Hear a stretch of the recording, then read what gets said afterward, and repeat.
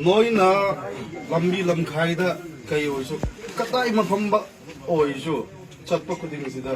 hitang di discipline laino ko mi kunja mi rules and regulation me am laina me ko noina lagra highway amada noina bike khamaga gari chatpa kutpa su disap tawa horakre adu wangang sangang su chawthorakre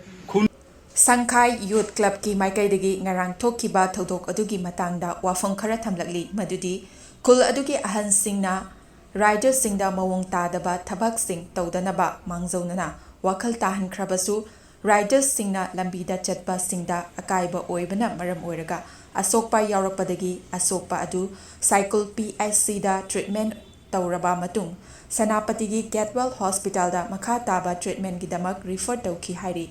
Thawong adudagi khoisaunaraba khunja singna fu chaibagi thodok adu chathakibani hairi masida miyamna communal oibagi wafam khanbidanaba wafam thamlagli amadi Shangkai Club ki president Hagin Haukip amadi secretary Lenpu Haukipna nakan animakta isu sagatanaba amadi thodok adu thokhanbada chenakiba singna responsibility lawgadabani haiba wafam ai bacherol amada thamlagli